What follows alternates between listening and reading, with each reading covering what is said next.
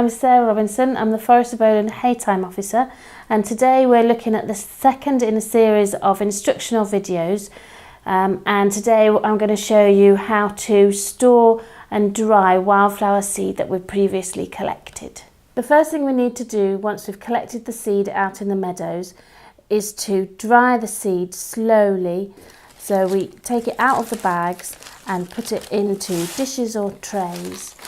You keep the dish or the tray or whatever you're using in a cool, airy place out of direct sun. Once we've put the seed into the trays, I tend to put the trays back into the paper bags. This makes sure that we don't lose any of the seed that might escape through their explosive dispersal mechanisms. Once the seed has air dried for a couple of weeks, it's ready to use if you're going to plant it out or seed a meadow in that same season. If you want to store the seed and use it next year or maybe even the year after, then you need to continue the drying process from air dry down to 15% moisture. In order to do that, we use silica gel in an airtight box. So what we do is put the seeds in the dishes back in their bags, and then place the bags from that season, all labelled up, into an airtight box containing a layer of silica gel. We use this orange yellowy silica gel because when it gets moist and has taken up as much water as it can, it turns from orange to green. At this point, that's telling us that the seed needs further drying, and you can refresh the silica gel by putting it on a baking sheet in an oven at 100 degrees C. We also place a hygrometer in the box. Once the hygrometer reading has reached 15% moisture, the seed is dry enough to clean, to remove the outer casings, put into smaller bags and store separately, species by species.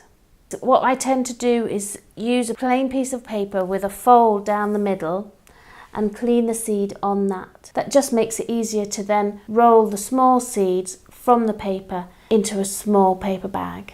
So we're going to take each species out one by one. This is the meadow vetchling.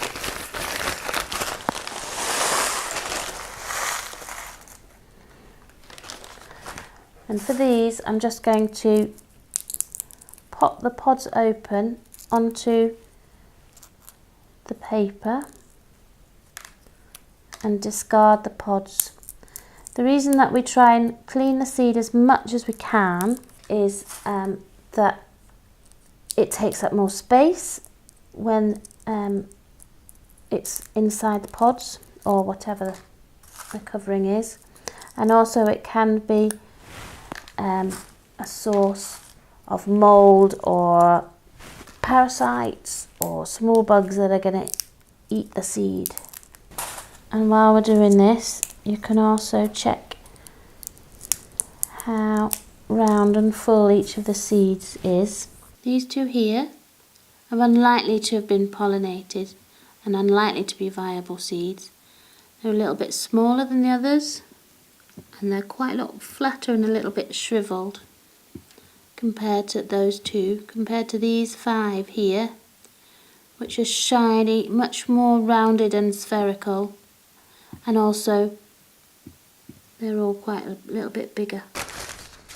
This one's yellow apple, so we tip the contents of the whole bag onto the sheet.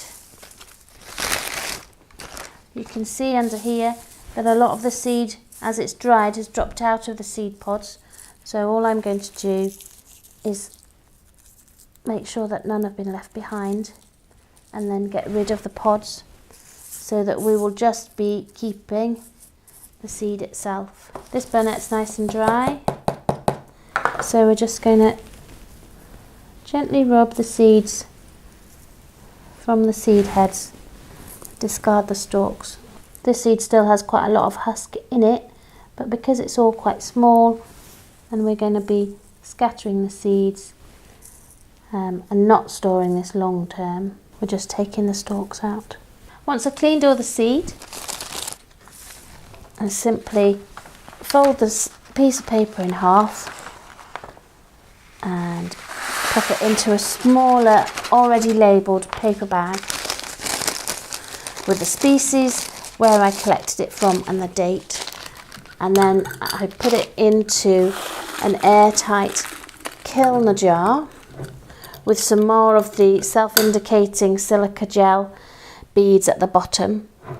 This maintains the dryness at 15%, and if there's any change in colour of the silica gels, then I know to the green, then I know that the seal on the jar needs replacing. In the next video, we're going to look at how to produce plug plants from the seeds that you've saved and stored, and so we'll be outside looking at that next.